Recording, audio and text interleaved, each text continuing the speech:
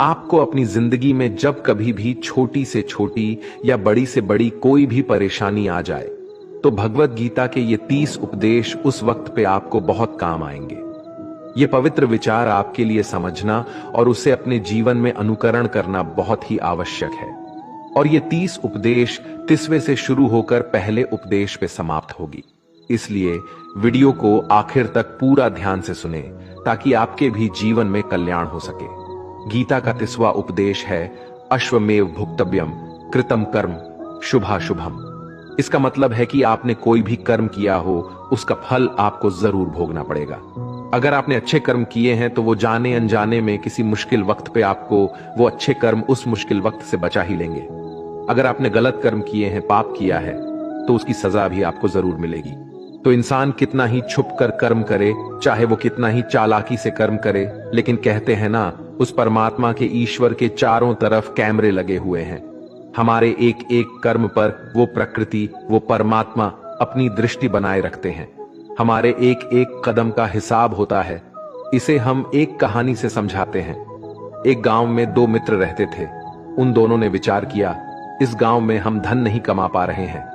वो दोनों धन कमाने के लिए शहर चले गए। कुछ वर्ष वहां रहकर उन्होंने काफी धन कमाया। फिर सोचा कि अब हम अपने घर वापस चलते हैं और हमने अच्छा खासा धन कमा लिया है। उस समय पे यातायात की इतनी सुविधाएं नहीं होती थीं। वो अपने बैलों पर ही यात्रा कर रहे थे। चलते चलते मार्ग में रात हो गए तो उन्होंने विचार किया कि आज रात हम यहीं विश्राम करते हैं। एक मित्र ने कहा कि मैं यहां पर रहकर धन की रक्षा करता हूं, तुम बाजार जाकर भोजन की व्यवस्था कर लो। जब वो मित्र बाजार गया तो उसके मन में पाप आ गया।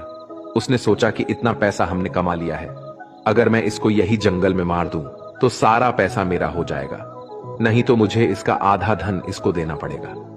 मन में ये खोट आने पर उसने अपने मित्र के खाने में जहर मिला दिया और जब वो खाना लेकर के अपने मित्र के पास गया, उसका मित्र वो जहर वाला खाना खाकर वहीं पर उसकी मृत्यु हो गई। वो व्यक्ति सारा धन लेकर के अपने घर वापस आ गया। फिर उसके घर में पुत्र ने जन्म लिया। जब उसका बेटा पैदा हुआ तो वो बहुत ही बीमार रहता था। उसने अपने जीवन में जो कुछ भी धन कमाया था उसका वो सारा धन अपने बेटे के इलाज में ही खत्म हो गया। बेटा बड़ा होता गया और इसका धन नष्ट होता गया। जब उसका बेटा थोड़ा और बड़ा हो गया तो उसके पिता ने पूछा कि बेटा, तू इतना बीमार क्यों रहता है, तू ठीक क्यों नहीं होता? मैंने अपनी जिंदगी का सब कुछ तुझ पर लगा दिया है, फिर भी तेरी तबीयत ठीक नहीं रहती। तो उसके बेटे ने बोला, कौन सा बेटा और कौन सा पिता, मैं तो तेरा वही मित्र हूं जिसको तूने जंगल में जहर देकर मार दिया था। मैंने अपना वही हिसाब पूरा करने के लिए तेरे पुत्र के रूप में तेरे ही घर में आया हूं। अब मेरा तेरा हिसाब बराबर। अब मेरा जीवन यहीं समाप्त होता है। तो गीता का उपदेश हमें यही सिखाता है, कोई अपने आप को कितना भी चालबाज समझता हो, होशियार समझता हो, लेकिन अगर उसने गलत कर्म किया है, चाहे आज नहीं तो कल उसे उसका फल भोगना ही पड़ता है। कोई भी व्यक्ति अपने किए हुए कर्म से बिना उसको भोगे कभी छूट नहीं सकता। गीता का 29वां उपदेश है कि आपके सारे दुखों का कारण किसी को अपना मानना है।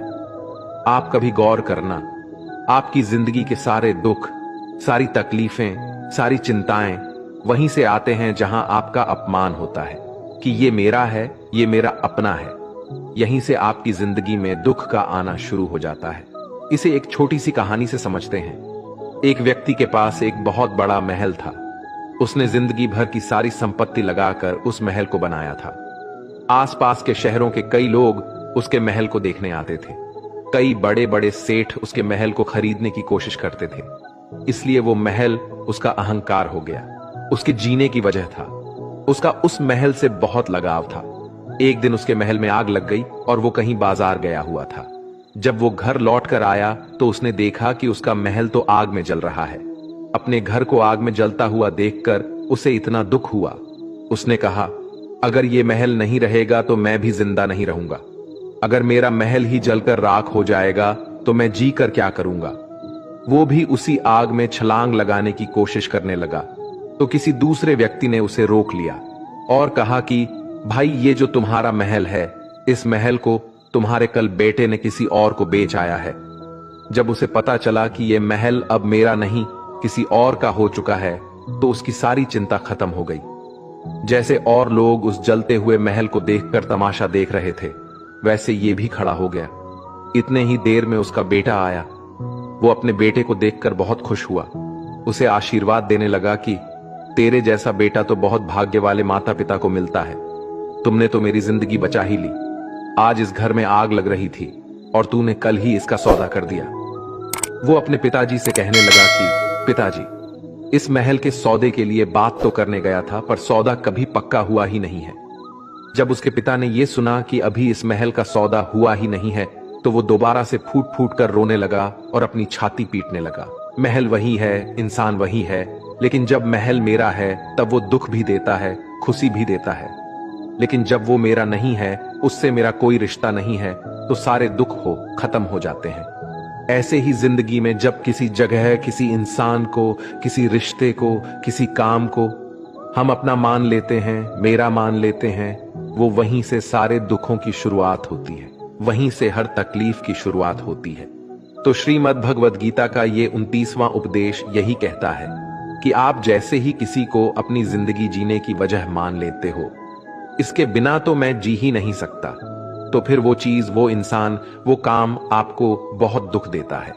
दोस्तों, इससे पहले कि हम 28वें उपदेश पर जाए, आपसे विनती है कि अगर आप इस वीडियो से कुछ भी सीख रहे हैं तो इस वीडियो को एक लाइक कर दीजिए और इस चैनल को सब्सक्राइब कर लीजिए।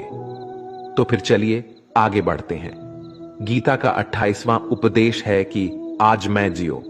हल्की चिंता करना छोड़ दो। जो भी व्यक्ति अपनी बीते हुए कल या अपने आने वाले कल में खोया हुआ रहता है, वो जिंदगी में कभी खुश नहीं रह सकता। आपको जिंदगी में खुशी सिर्फ और सिर्फ तब मिल सकती है जब आप वर्तमान में जी सके, आज के आनंद को जी सके। बीते हुए कल और आने वाले कल का कोई वास्तविक अस्तित्व नहीं होता। वो सिर्फ आपकी बुद्धि और आपके विचारों में होता है। उसे सिर्फ आप अपने मन के अंदर और बुद्धि के अंदर जीते हैं। उसकी कोई वास्तविकता इतनी नहीं होती। उसे सिर्फ आप अपने मन के अंदर और बुद्धि के अंदर जीते हैं। लेकिन जिससे आप वास्तविकता में जीते हैं, वो आपका आज होता है, वो आपका चल रहा पल होता है। अगर आप अपने मन और बुद्धि को अपने भूतकाल और भविष्य काल में अटका कर रखेंगे तो याद रखना, आप कभी खुश नहीं रह पाएंगे। और अगर जिंदगी में खुश रहना चाहते हैं तो आज में और इसी पल में जीना सीखें। गीता का 27वां उपदेश है कि जो आपके साथ अधर्म करे, पाप करे, गलत करे, उसे दंड जरूर देना चाहिए।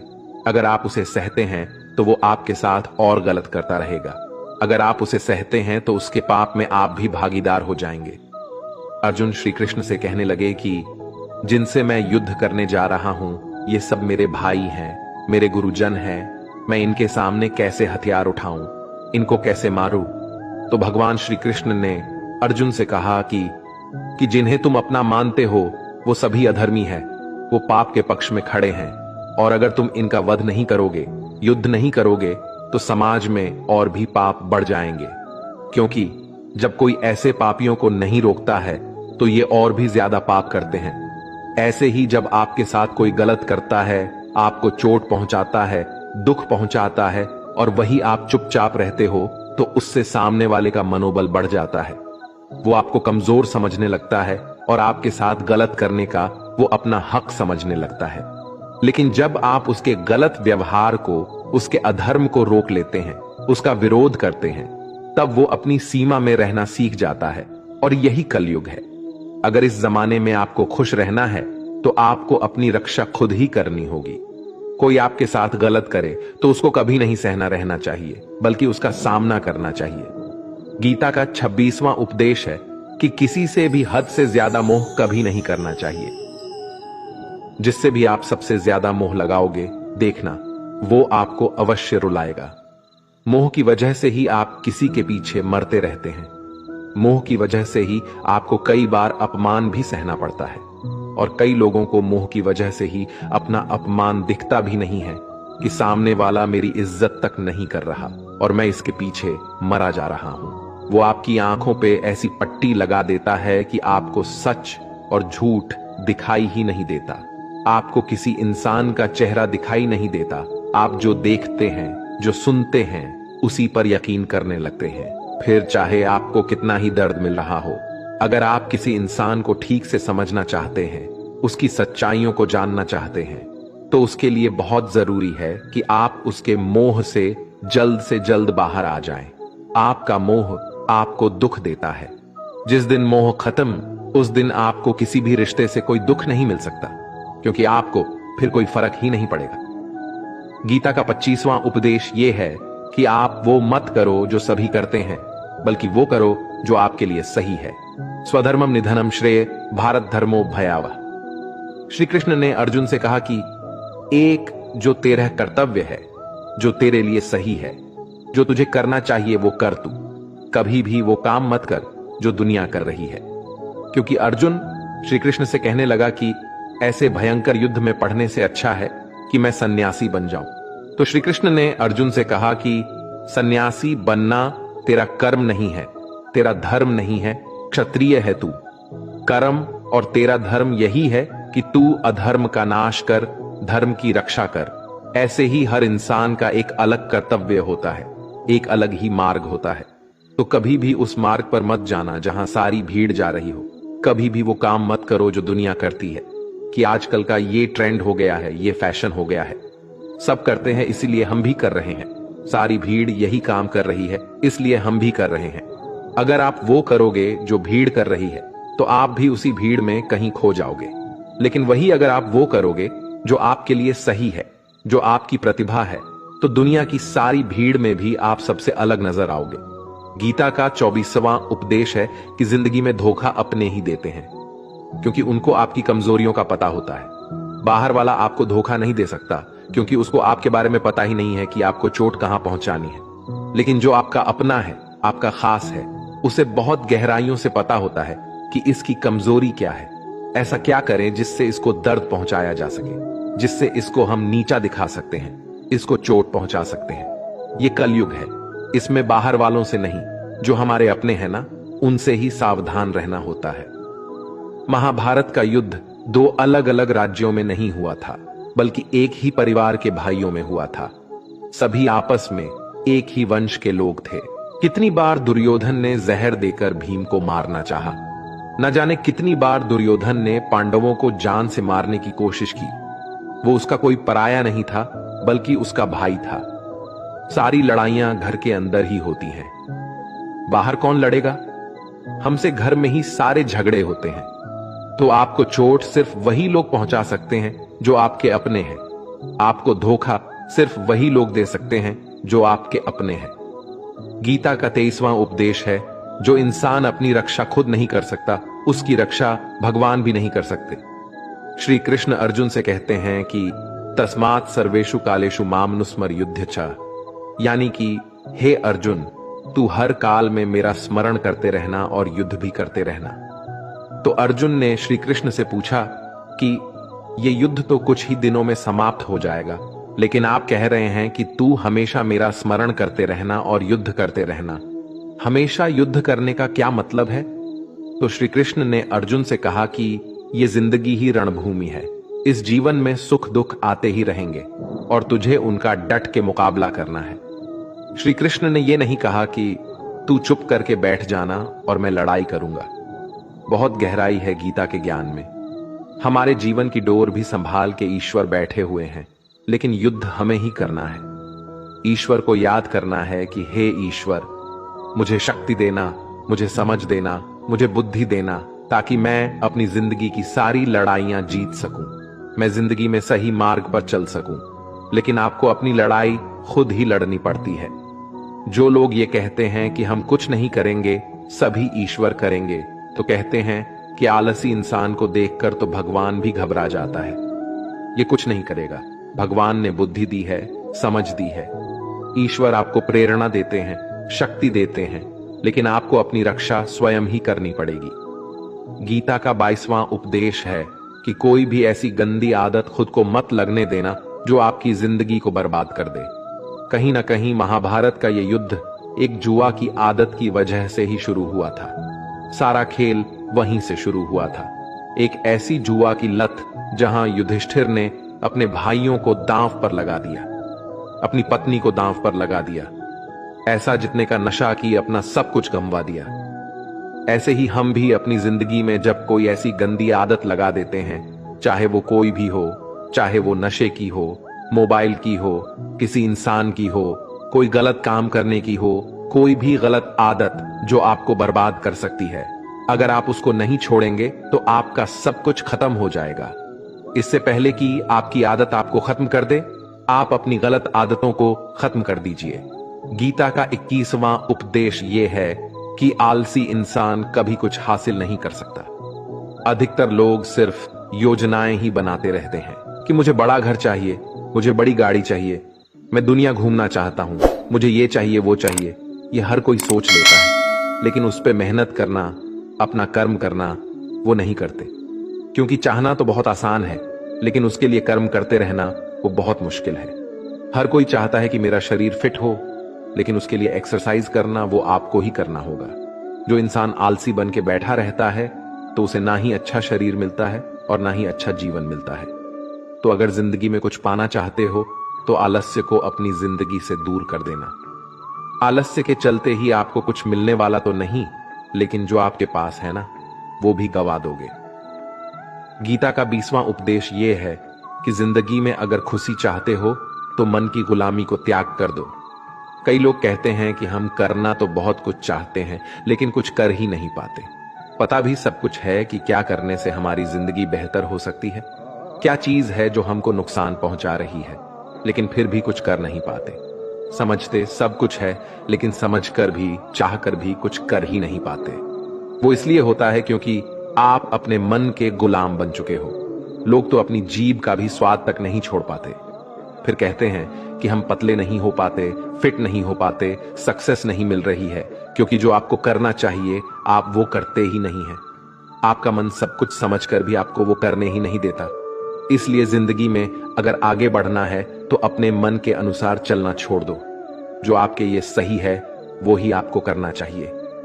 गीता का 19वां उपदेश यह है कि जो आपका है वो आपको मिल के ही रहेगा, और जो नहीं मिला है उसके लिए रोना छोड़ दो। आप जिसके लिए जितना रोगे वो चीज आपसे उतना ही दूर चली जाएगी, और जो चीज आपकी सच में है वो कहीं ना कहीं से आपके पास जरूर पहुंच जाएगी। इसलिए जो आपको जिंदगी में हासिल नहीं हो रहा है, हासिल नहीं हुआ है, उसका पछतावा करना, उसके लिए रोना आपको बिल्कुल बंद कर देना चाहिए। गीता का 18 उपदेश ये है, आप संसार में जितना प्रेम लगाओगे उतना ही जीवन में दुख और पीड़ा का अनुभव करोगे। गीता का 17वां उपदेश यह है कि जिस इंसान को बात बात पर क्रोध आता है, सुख और शांति उसके जीवन में कभी नहीं आ सकते। क्योंकि जो इंसान बहुत ज्यादा क्रोधी होता है उसके सारे मित्र उसे छोड़कर चले जाते हैं। वो अपने मन में भी दर्द में ही जीता रहता है, तकलीफों में जीता है। ज्यादा गुस्सा करके या ज्यादा क्रोध करके जो भी आपके पास है ना, वो आप उसे खो दोगे, और ऐसे इंसान को शांति कभी नहीं मिलने वाली है। इसलिए अपनी जिंदगी में शांति अगर चाहते हो तो बात बात पर गुस्सा करना छोड़ देना चाहिए। गीता का 16वां उपदेश है कि चाहे आप किसी की मदद करें या ना करें, लेकिन जानबूझकर कभी किसी का दिल नहीं दुखाना चाहिए। क्योंकि जब आपकी वजह से किसी का दिल दुखता है ना, तो याद रखना आपको भी वही दर्द एक दिन जरूर मिलेगा। लेकिन जब आप किसी का दिल दुखाते हैं तो आपको भले पता ना चलता हो, लेकिन जब कोई भी आपका दिल दुखाता है तब आपको समझ में आ जाता है कि दिल पर चोट लगने की वजह से कितना दर्द होता है। इसलिए चाहे आप किसी की मदद करो या ना करो, लेकिन किसी का दिल कभी भी नहीं दिखाना चाहिए। गीता का 15वां उपदेश यह है कि जो मुश्किल वक्त में, जो दुख के समय में आपका साथ दे, सिर्फ वही आपका अपना है। बाकी सब अपनेपन का नाटक करने वाले बहुत लोग होते हैं, बड़ी बड़ी बातें करने वाले बहुत लोग होते हैं कि हम आपसे बहुत प्रेम करते हैं, कोई भी दुख हो, कोई भी तकलीफ हो, हमें याद कर लेना।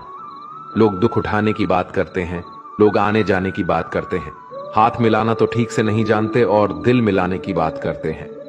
जब सच में आपकी जिंदगी में तकलीफ आएगी ना, तब आपको समझ में आ जाएगा कि आपका साथ देने के लिए कौन खड़ा है और कौन भाग गया। क्योंकि उस समय पे सारे लोग भाग जाते हैं, क्योंकि लोगों को पता होता है कि ये व्यक्ति हमारे पास आया तो हमसे मदद ही मांगेगा और वो हमें कुछ दे नहीं पाएगा। लोग आपसे सिर्फ तभी रिश्ता रखते हैं जब आप उन्हें कुछ दे सकते हैं और आपसे उन्हें कुछ फायदा हो सकता है। लेकिन जब लोगों को ये पता चल जाता है, ये समझ में आ जाता है कि उनको आपसे कोई फायदा नहीं होने वाला, बल्कि उनको तो आपकी मदद करनी पड़ेगी, तो वो आपको दूर से ही देखकर भाग जाते हैं। इसलिए जो आपके मुश्किल वक्त में आपके साथ खड़ा हो, सिर्फ वही आपका अपना होता है। बाकी इस दुनिया में सब पराये होते हैं, क्योंकि सिर्फ अपना अपना कह देने से कोई अपना नहीं हो जाता। गीता का 14वां उपदेश है कि जो भी होता है अच्छे के लिए होता है, और जो हो रहा है वो भी अच्छे के लिए ही हो रहा है, और जो आने वाले भविष्य में होगा वो भी अच्छे के लिए ही होगा। वैसे ये बहुत गहरी बात है। कुछ चीजें जिंदगी में ऐसी होती है जो हमें लगता है कि मेरे साथ ही ऐसा क्यों हुआ, मेरे साथ ही होना था ये सब।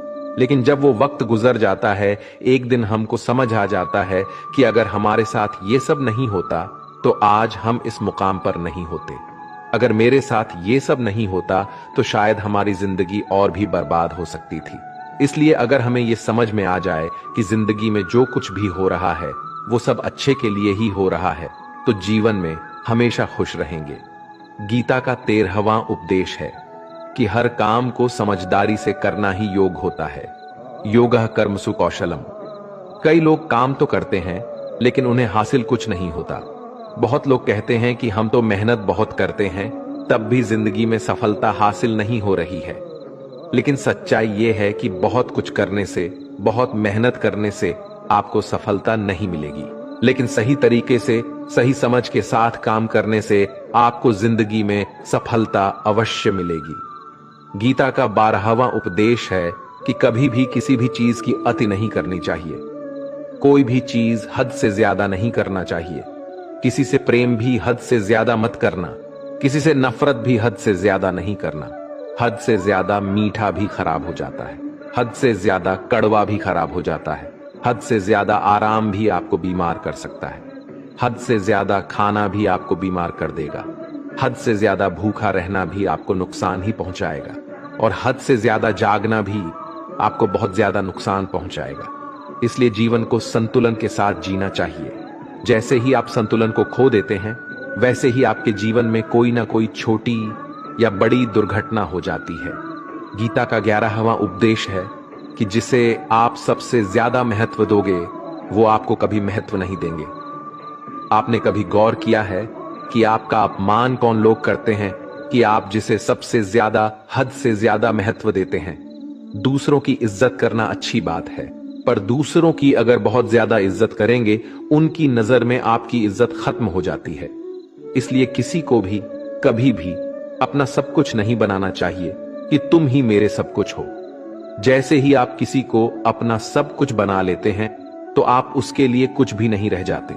इसलिए लोगों को इज्जत उतना ही देना चाहिए जितना वो हजम कर सके। हद से ज्यादा इज्जत देना आपकी ही बेइज्जती करवा सकता है। गीता का 10वां उपदेश है जिसके साथ सत्य और ईश्वर की शक्ति है। चाहे सारी दुनिया उसके खिलाफ ही क्यों ना हो जाए, लेकिन अंत में जीत उसी की होती है।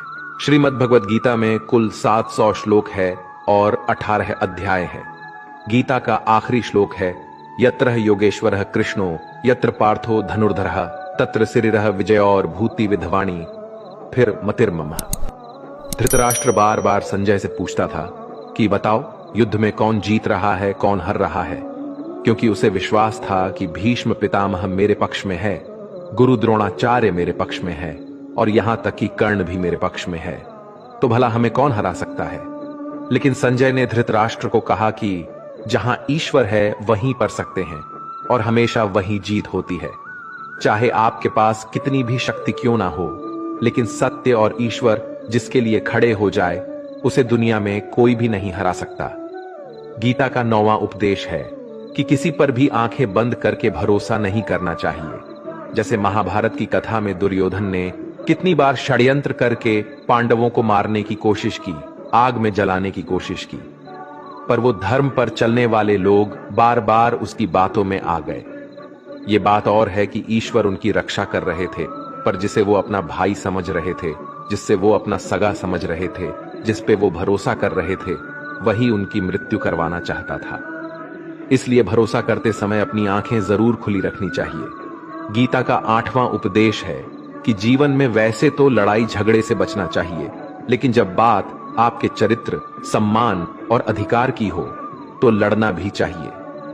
अर्जुन भी महाभारत का युद्ध करना नहीं चाहते थे क्योंकि सामने उसके अपने खड़े थे, लेकिन श्री कृष्ण ने उन्हें उपदेश दिया कि यहां पर बात लड़ाई की नहीं है, तेरे सम्मान की है, तेरे चरित्र की है, तेरे अधिकार की है। जो द्रौपदी के साथ कौरवों ने भरी सभा में अपमान किया, उसे नग्न करने की कोशिश की, इतना बड़ा अधर्म किया, वो तुम्हें कभी नहीं सहना चाहिए। इसलिए बात जब आपके चरित्र पर आ जाए, आपके सम्मान पे आ जाए, तो चाहे वो अपना ही क्यों ना हो, आपको उसके साथ अवश्य ही लड़ना चाहिए। गीता का 7वां उपदेश है कि चाहे कितना भी बुरा वक्त आ जाए, लेकिन जो इंसान जिंदगी में कभी हिम्मत नहीं हारता, वो सब कुछ हासिल कर सकता है। जब पांडव लोग जुए में सब कुछ हार गए, उनको 12 साल के लिए वनवास मिला और 1 साल के लिए अज्ञातवास। वो भिक्षा मांग के अपनी जिंदगी को पालते थे, भयानक जानवरों के बीच जंगलों में भटकते रहते थे, लेकिन इतना मुश्किल वक्त झेलने के बाद भी आखिर में विजय उन्हीं की हुई, क्योंकि उन्होंने अपने अंदर कभी हिम्मत नहीं खोई। ऐसे ही आपकी जिंदगी में कितना ही मुश्किल वक्त क्यों ना आ जाए, लेकिन आपके अंदर अगर हिम्मत है तो जीत आपकी अवश्य होगी। गीता का 6ठा उपदेश है कि जो किसी और का है उस पर कभी अधिकार अपना नहीं जमाना चाहिए, कभी कब्जा नहीं करना चाहिए।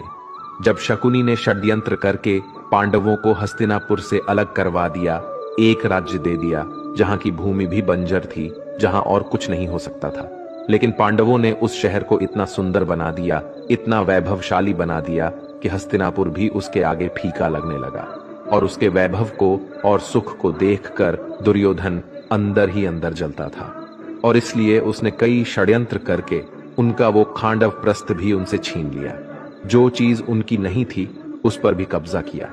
तो उसका आखिर में परिणाम यही हुआ कि जो चीज उनके पास थी वो भी उसके पास नहीं रही, उसे गंवाना पड़ गया।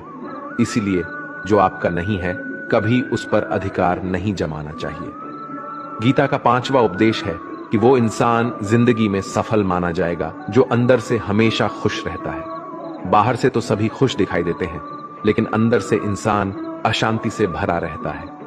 बहुत पैसा कमा लिया, कामयाबी हासिल कर ली, लेकिन वो कामयाबी असली नहीं। असली कामयाबी तब मानी जाएगी जब आपका मन खुश रहता हो। गीता का 4था उद्देश्य यह है कि आप जैसा अन्न खाओगे वैसा ही आपका मन और आपकी बुद्धि होगी। अब वैसा ही कर्म करोगे और वैसा ही आचरण करोगे। सात्विक अन्न खाओगे तो आपका मन भी सात्विक होगा, सात्विक व्यवहार भी करोगे, सोच भी आपकी अच्छी होगी। श्री कृष्ण ने भागवत गीता में सात्विक, राजसी और तामसी इन तीनों आहारों का विस्तार से वर्णन किया है कि क्या खाना चाहिए, क्या नहीं खाना चाहिए। पर इसका निचोड़ यही है कि जो मनुष्य सात्विकता से भोजन करता है उसे जीवन में सुख और शांति अवश्य मिलते हैं। गीता का 3रा उपदेश है कि बुरा इंसान कभी अपनी बुराई नहीं छोड़ेगा। चाहे आप उसके साथ कितना भी अच्छा चलो, वो आपको तकलीफें अवश्य ही देगा। इसलिए जो जैसा है आप उसके साथ वैसा ही व्यवहार करें। बुरे इंसान के साथ आप कितना भी अच्छा बन जाओ, वो कभी अच्छा नहीं बनने वाला। दुर्योधन जंगल में पांडवों को मारने के लिए गया था, लेकिन वहां पर भी लोगों ने दुर्योधन को पकड़ लिया। उसका मित्र कर्ण भी उसे छोड़कर भाग गया। वो भील दुर्योधन को मार देना चाहते थे, लेकिन युधिष्ठिर अपने भाई की रक्षा करने के लिए वहां पहुंच गया और उसके जीवन की रक्षा की। लेकिन उसके बाद क्या हुआ? वो हमेशा पांडवों को नुकसान ही करता रहा। इसलिए अगर कोई इंसान बुरा है, उसके साथ आप ज्यादा अच्छा बनने की कोशिश ना करो।